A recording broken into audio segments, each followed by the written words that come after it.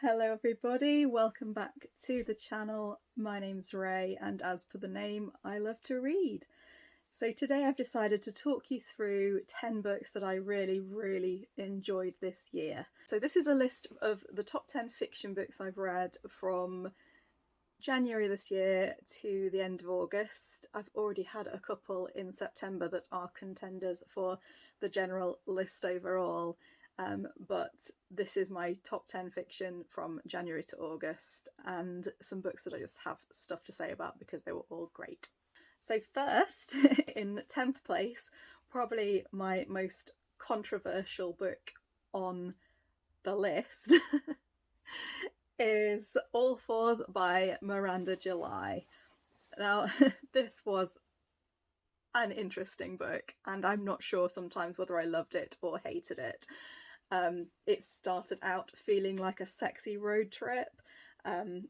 Lots of and if you don't like intimate details and basically filth, then probably steer clear of this one, because there is lots of graphic sex of all kinds. So it started off feeling like a sexy road trip, and I was like, okay, let's see where this is going. And then it just, for the whole middle part, it just makes you feel horrible about menopause and perimenopause and women in later life. And it was starting to affect kind of how I felt about these things, because it was almost like Susan Sontag's book on women had been fictionalized, and all those kind of negative stereotypes had been kind of fed in to this book and were being brought to life in horrible technicolor. So very effective writing, but was really making me miserable. And then kind of things just get crazy in the second half, and I'm not going to go into spoilers or details. This book was a roller coaster, and it's made my top 10 for sheer kind of impact and what the dickens am I reading here. I read it for an event called Camp Litzy, so it wasn't one I chose myself. Camp Litzy is basically from the social media site Litzy, which is basically like a book community, and it's the nicest place on the internet. If you want just a safe haven where you can go and talk about books, Litzy is for you. And Camp Litzy is an event run by some of my favourite Littons. And yeah, it was I'm very glad I read it. Wasn't so glad at the time. But yeah, so that's my number 10 for pure interestingness, innovation and weirdness. Number 9 I think will be a popular choice, because this has been on the New York Times best fiction of all time lists, both of them, both the one chosen by the public and the one chosen by the writers, the writers of the list. And that is My Brilliant Friend by Elena Ferrante. And I read this when I was in Italy. It's one that I'd always looked at the cover and thought, oof, that is not for me. All looked very frilly, and and I didn't expect, from the cover, I didn't expect it was going to be my thing at all. But it's been recommended so many times that I thought I'd give it a go while I was in Italy, and it was a lovely surprise. I just found myself absorbed in the world. I mean, even when not much is happening, it's essentially a family drama set in Naples, and it's about these two girls growing up in Naples, and the people that they meet, and the people, what's going on with all the different families in the area, and all the kind of local neighborhood drama. And it's all very low key. And it does read like a memoir. You could absolutely believe that all of this had happened and that these characters were real people. So, for that alone, it won me over. It was enchanting. And there's another 3 books to go.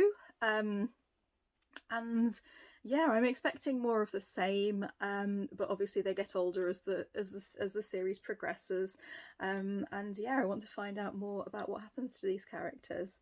So yeah, My Brilliant Friend is in at number 9. Fantastically written book and very evocative of place. Obviously I've visited Naples. I really liked it there.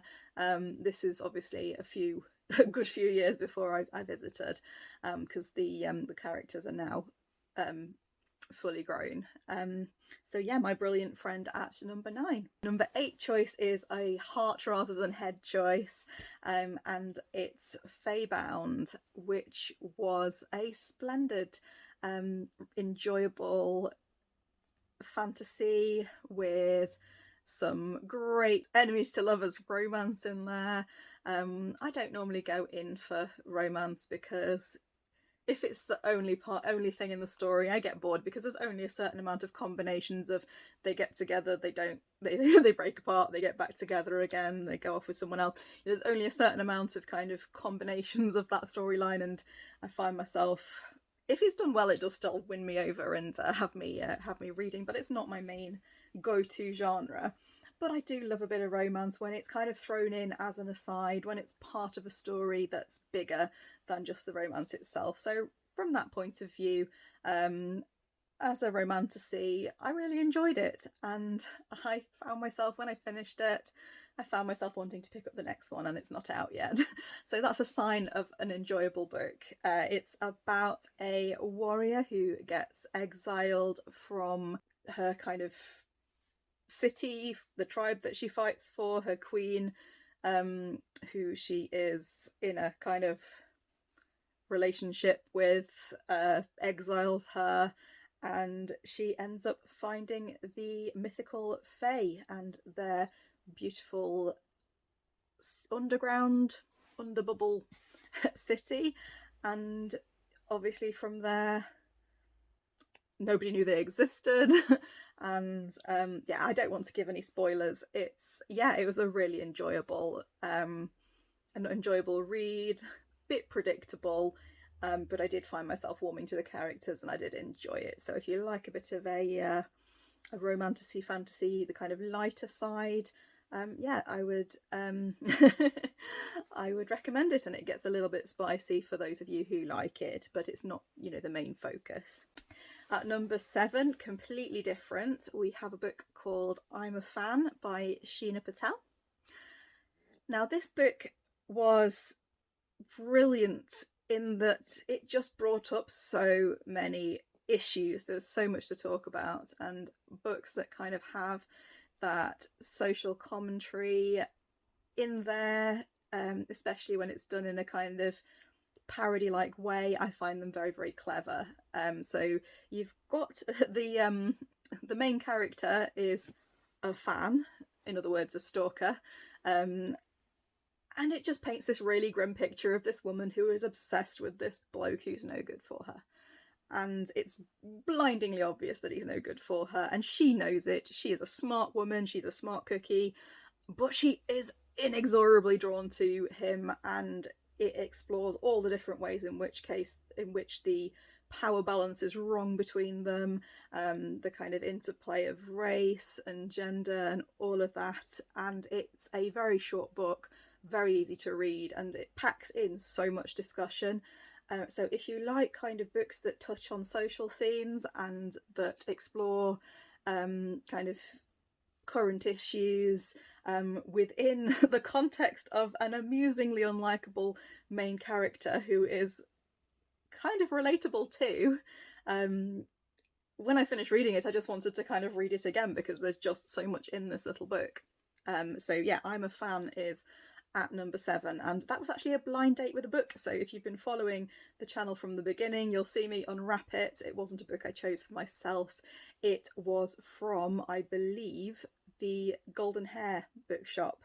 It was a blind date with a book, along with Brainworms and another book that I've forgotten the title of, but Moonlight Star, I think, or Midnight Star, which I will be getting to soon. Number 6 is a book I read on my Kindle but really, really want a physical copy of because it was such a surprise, and that's Our Share of Night, and by Mariana Enriquez. And what a book this was. If you like horror, but you like your horror to be subtle and different, and it's one of those books that I couldn't actually say, oh, if you're a fan of this, you'll like it.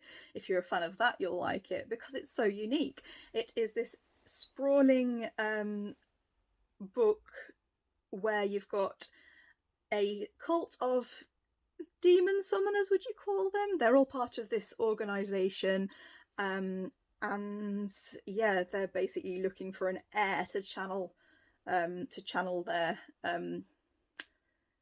spirits or whatever it's called, and you follow the path of a morally grey character, Juan, and his son, who you care so much about because his son didn't ask for any of this. And yeah, it starts off with them being on the road through Argentina, and it goes just kind of as the son grows up. It follows his childhood, his relationship with his dad, and with the wider kind of cult organisation. It's on the background of what was going on in the 80s and 90s in Argentina, and there's that perfect blend of kind of history and fantasy. It was unreal, and I really recommend everyone reads it if you can tolerate a little bit of icky body horror every now and again, because most of the time you'd be reading it and it would all be very kind of, you're in the normal world and then all of a sudden something happens and you're like, whoa, was not expecting that. Yeah. So yeah, check for sensitivities. But it was, you know, just a really incredible book, and I'm so glad I read it. She's mainly known for writing short stories, and I have avoided, although I've got them on my Kindle, I've kind of avoided them just because you probably have seen them. They're very, very popular. The front covers with the tongue coming out the eye socket and things like that, which just makes me go, ugh. But given how much I loved Our Share of Night, I would be definitely willing to give some of her other books a go. She is brilliant. Top 5 time. I've read a lot of really good books this year, and honestly, I can safely say, you know, I recommend all of these. So if they do sound like your cup of tea, definitely pick them up. Number 5 is a book I will recommend to several of my friends, and as soon as I was reading it, I was like, I'm reading this book, you've really got to read it, it's so engaging, it's so Moorish, and I stick by that. That is My Murder by Katie Williams. And if you compare the UK and US covers of this book, they are completely different in terms of vibes and they look like they couldn't be covers for the same book. I really love the American cover, but I think the UK cover does actually kind of convey the kind of mood of the story a bit more. It is a very thoughtful and deep story it's about these women who are killed by a serial killer and brought back to life as clones. And not only do you have the kind of slight mystery element of unravelling what exactly happened here to the main character, but also you've got all this kind of emotional impact that I wasn't expecting about what it means to be a clone. The main character does not feel like herself anymore. She feels like she is something else, something different. And all those feelings of what it means to be the same set of memories, but in a different body, in a new body that hasn't kind of weathered those memories. It's really, really deep and really engaging, and you kind of really feel for the main character and their sadness and their difficulty in kind of, you know, navigating this new world. And there are kind of twists and surprises along the way. It is very much a mystery as well, in essence. And at the same time, you've got a video game that's been brought out by one of the other clones who decides to kind of gamify the whole murder scenario. So there's lots of stuff going on, lots of kind of commentary on that. It is more of a sci-fi book than I was expecting. I was expecting it to be a kind of mystery thriller, but I got so much more than that with this book, and I would recommend it to kind of fans of Claire North, Blake Crouch, you know, anyone who likes those kind of cross-genre you know, explorations. You've got so much more. You get so much more than you bargained for. Speaking of Blake Crouch, he's my number 4. Number 4 is Dark Matter, and this has since been serialized, I believe, for television, and I haven't watched it. It's my second Blake Crouch book. Recursion was a huge emotional gut punch, about the what ifs and, you know, alternative worlds where things had happened differently, those kind of themes. And the way he writes is like a thriller writer. He is a bit like writers like Harlan Coben, who basically, first chapter, bang, you're sucked in. The premise is sold. You're right there with that main character and you need to read on. It's that kind of catchy writing that has you sucked in straight away, which is a huge part of his popularity. But it's Blake Crouch, so there is sci-fi, there is time travel-y type, well, not time travel in this one so much as dimension travel. Again, I'm not going to give much away, but Dark Matter is basically about a chap who is ripped out of his everyday life into a world that is unfamiliar to him, and it's about his journey trying to get back and trying to unravel what has happened to him. Hugely emotional, very easy to read, lots going on. You'll love it if you love sci-fi, you'll love it if you love thrillers.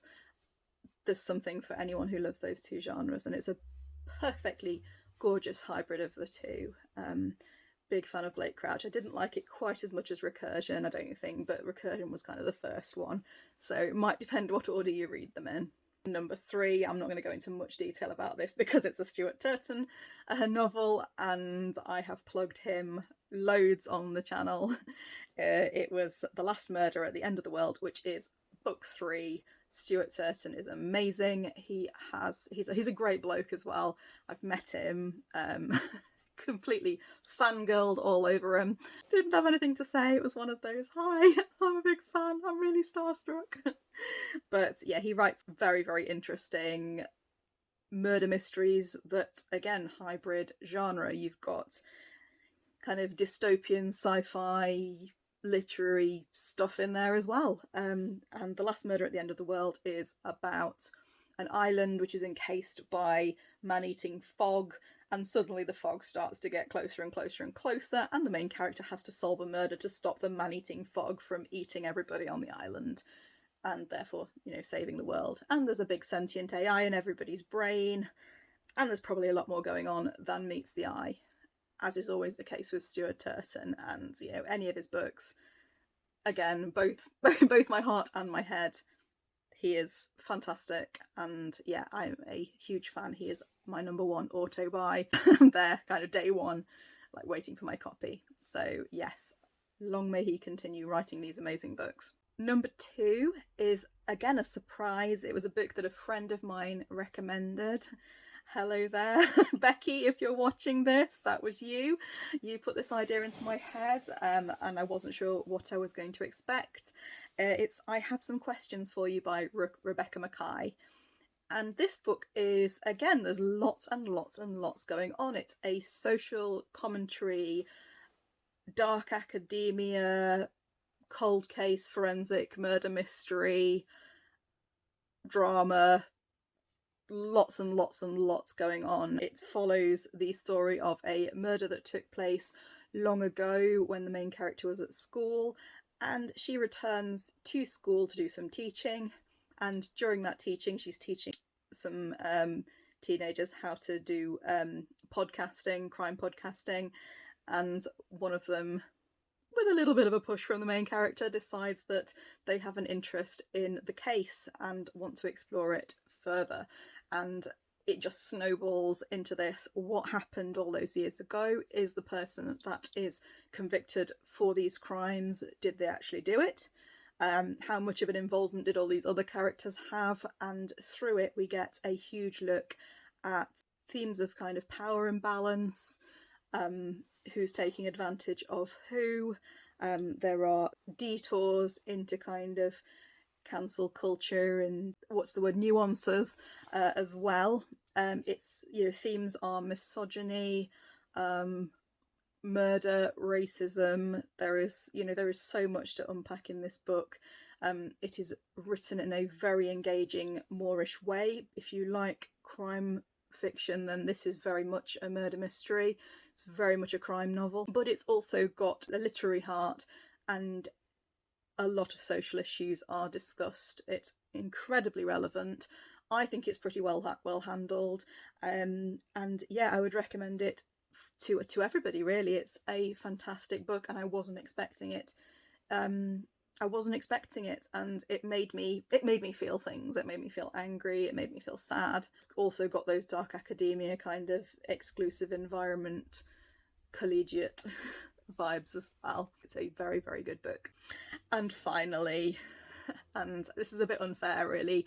It's a bit unfair to all the other authors that I've read this year, because every time I read a Robin Hobb book, it's gonna be in there, isn't it?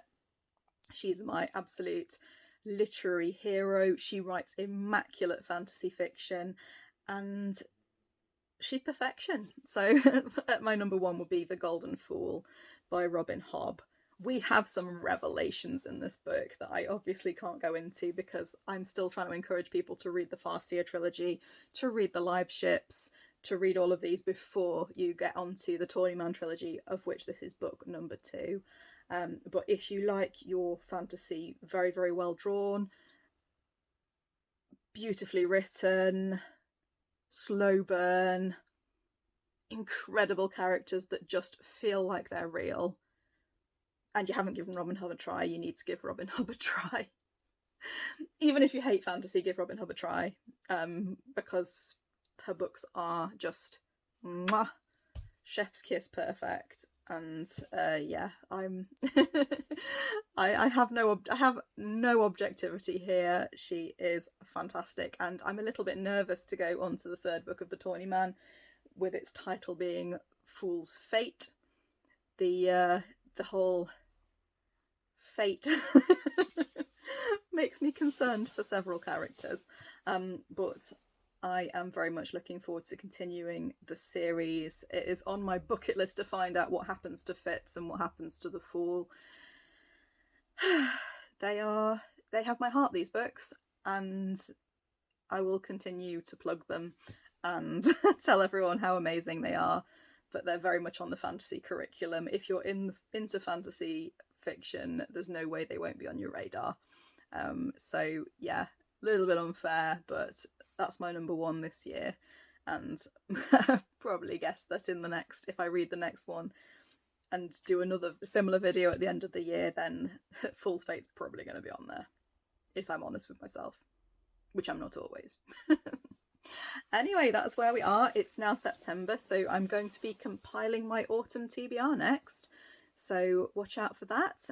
And yeah, if you want to hear me ramble about books, like and subscribe.